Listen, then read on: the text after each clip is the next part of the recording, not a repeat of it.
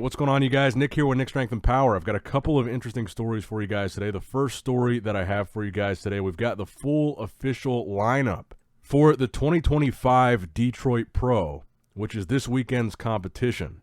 So let's get into it and do a little bit of a Detroit Pro preview video today. So in men's open bodybuilding, you've got Justin Abbott, William Bonac, Ralph Farah, Iron Golly, Ron Gordon, Sas Heirati, James Hollingshead, Daniel Corman, Walter Martin, Adam Millage, Chris Miller, Justin Musial, Benjamin Rafala, Carlos Thomas Jr., and Bartley Weaver IV.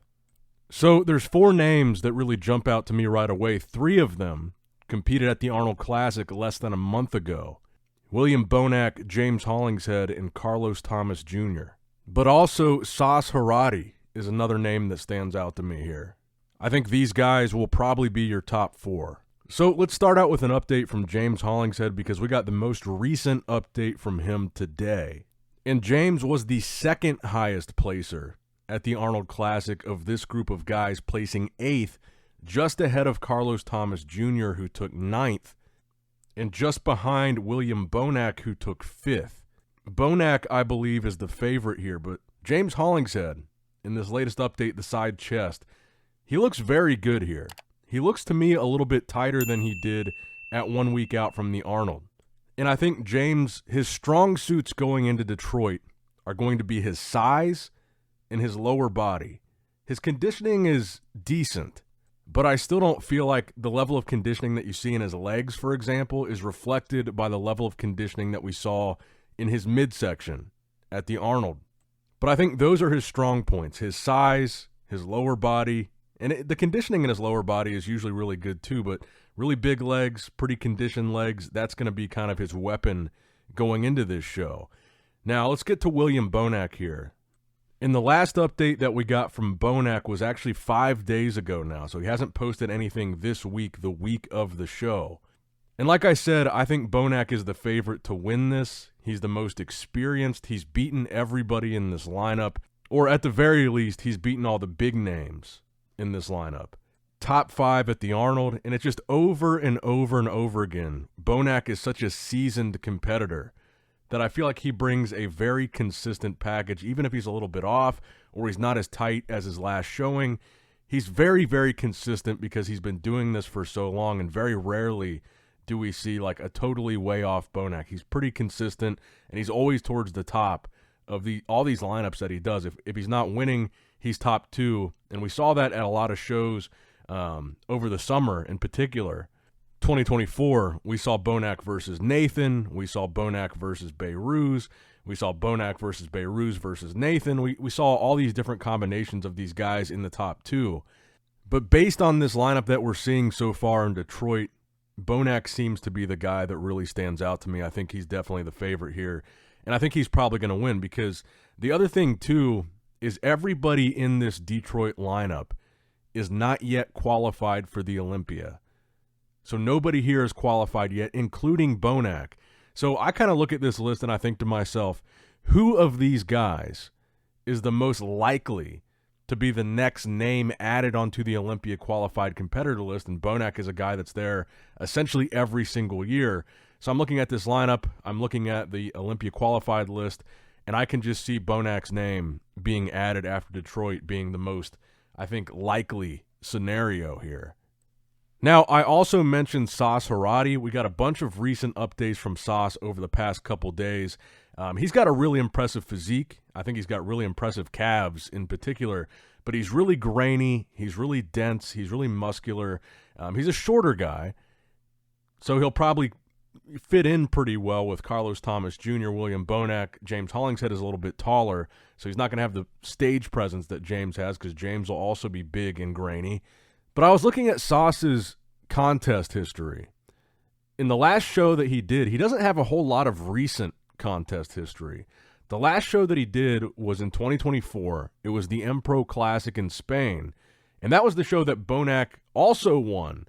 So he was 3 placings behind Bonac there, and I feel like we might have a similar result here. And then before that 2024 M-Pro Classic, The last show that's listed on Sas Heirati's contest history is all the way back in 2018, and that was the Cali Pro, where he was second. So even though he looks really good in these updates, I can't say that I would have him beating Bonac or James. And the final guy that I mentioned, Carlos Thomas Jr., really honestly probably my favorite physique in this lineup, and the guy that I would want to see win the most.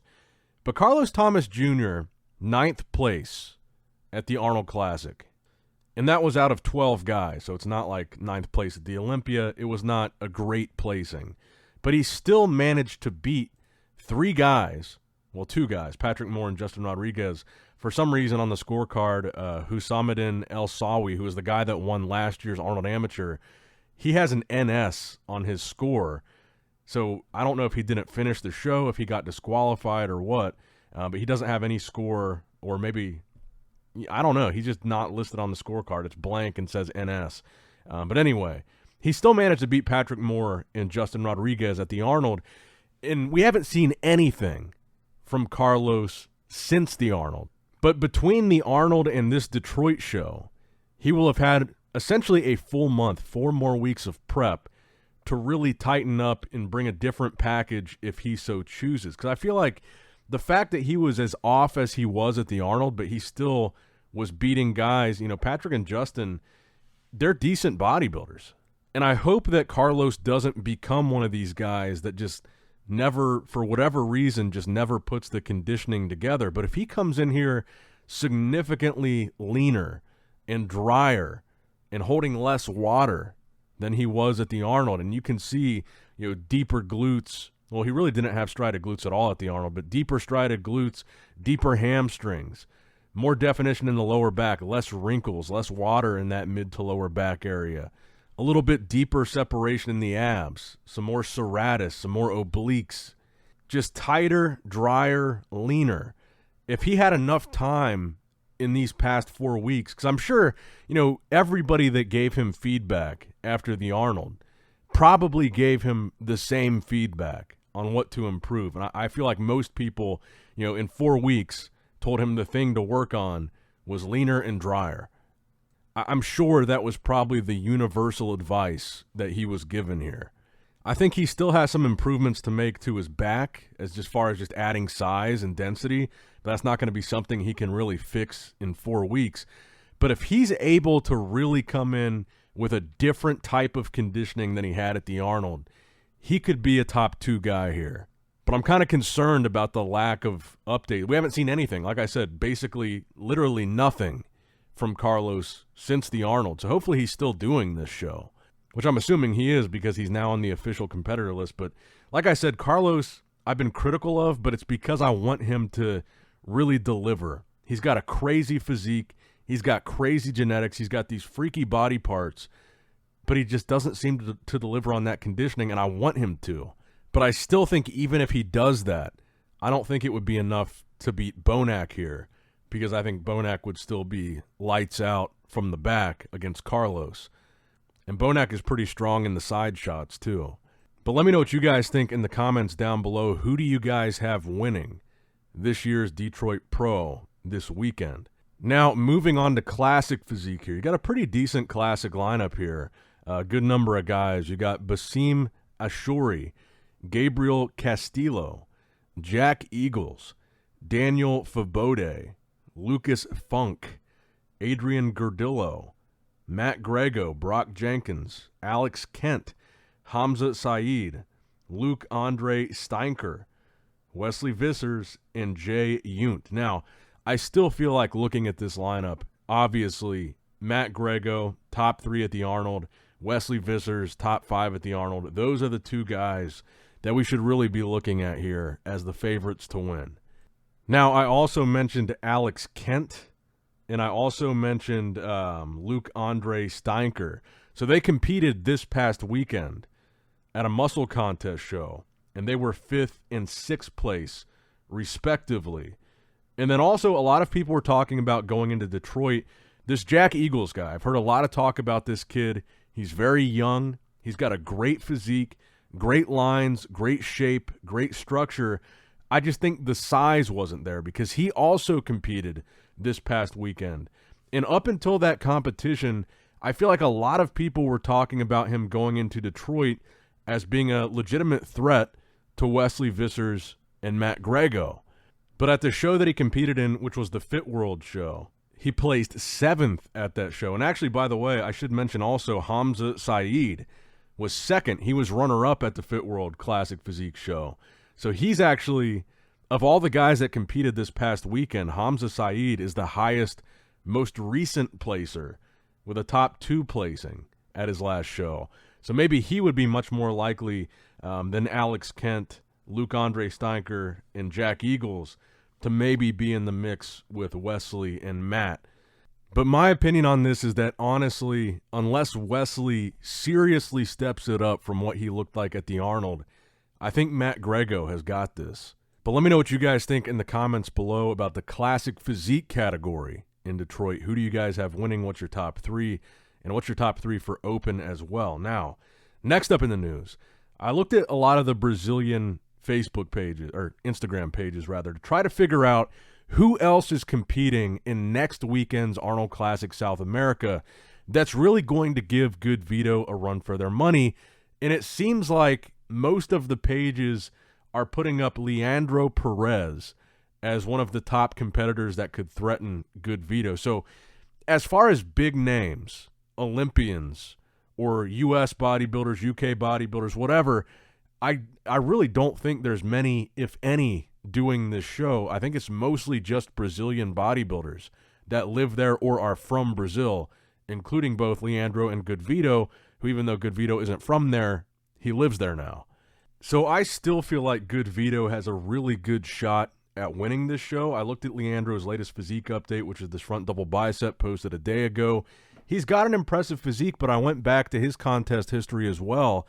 In the most recent 2 showings that are listed here for 2023, he was 6th place at both shows, and neither of them were like really big shows. The Olympus Pro in Italy, he was 6th. In the Chiru Classic in France, he was also 6th. And then looking at GoodVito, obviously he had the 2nd place at last year's Detroit Pro to Martin Fitzwater, who went on to become a top 4 Olympian. And then he was top 3 at the previous year's, so 2024's Arnold Classic South America, and he was behind only Tonio Burton and Rafael Brandao, whom, to my knowledge, neither of them are doing the show again this year. So I don't know who really stands in his way, but I think he is a level above Leandro Perez. So from what I'm seeing, because like I said, I haven't really heard anything about this Arnold Classic Brazil lineup. Now we know GoodVito and Leandro are like the 2. It seems like the 2 biggest names doing the show. I feel like this is going to end up being one of those shows where most of the guys in the top 5 are going to be names that at least US-based fans are probably not going to recognize. I don't think this is going to be a crazy stacked, Olympia caliber, Arnold caliber, or even at this point Pittsburgh Pro caliber lineup. But it is still an Arnold Classic, so if GoodVito wins this, he gets the Olympia qualification and a massive feather in his cap from a momentum standpoint of going into Pittsburgh off of his own Arnold Classic win, if he does win, which at this point, it seems pretty likely that he will. Now, to fast forward a little bit, let's look at this physique update that we got today from Nick Walker. Nick is one of the guys that GoodVito is going to have to face in Pittsburgh, as well as Derek, as well as Martin, as well as Bonac, as well as Crizzo.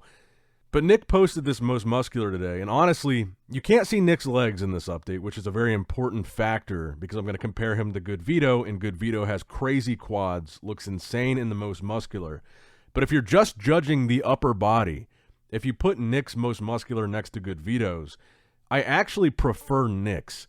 I think Nick has much more developed triceps than GoodVito, and I much prefer Nick's version, the hands clasp, most muscular, than GoodVito's version. Now, obviously, the whole body is being judged in every pose, so the quads are going to matter. But I actually prefer Nick in the most muscular to GoodVito. But, of course, we're going to have to wait and see what Nick's quads are going to look like on stage. But let me know what you guys think in the comments down below. Who's going to win Pittsburgh?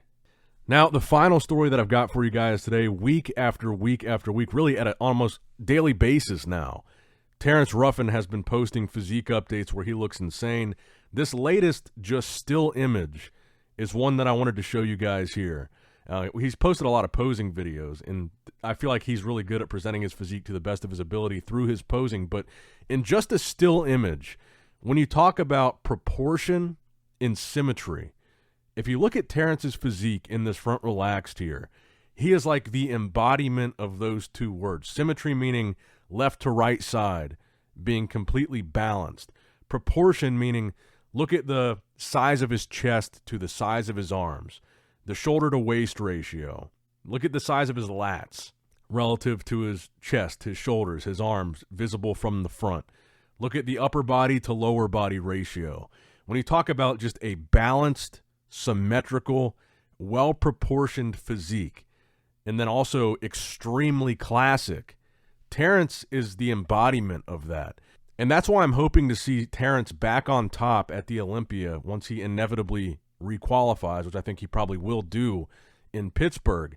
But his physique in this front relaxed, to me, is the perfect embodiment of symmetry and proportion. Just everything is so balanced on his physique. And granted, it is just one pose, but in this one pose, you almost can't pick anything apart about his physique. Everything is perfectly balanced, at least in this front lat spread. And in several other poses, he's the same way. But I still think people are counting Terrence out, and I still think that people are going to be shocked by the package that Terrence inevitably brings in Pittsburgh. But let me know what you guys think in the comments below. That's going to wrap it up for the video today, guys. I hope you did, in fact, enjoy it. Make sure you like the video, subscribe to the channel, click that bell notification icon if you have not already. And as always, I love you guys, appreciate you guys. Nick Strength and Power, signing out. All right, guys, don't forget to click that like button and subscribe to this channel if you enjoy the content. Also, check out my Instagram at Nick Strength Power. My Facebook page, which is simply Nick Strength and Power. My secondary YouTube channel, Nick Strength and Vlogs, for vlogs and bonus content that you will not see on this channel. And consider subscribing to my third YouTube channel, Nick Strength and Pokemon, which is all things Pokemon and trading card games, completely unrelated to this channel. So if you're into that, give that one a look. And all links to merchandise and social media will be in the description box below. If you guys want a Nick Strength and Power t-shirt, that will be in the Shopify link below. Have a great day.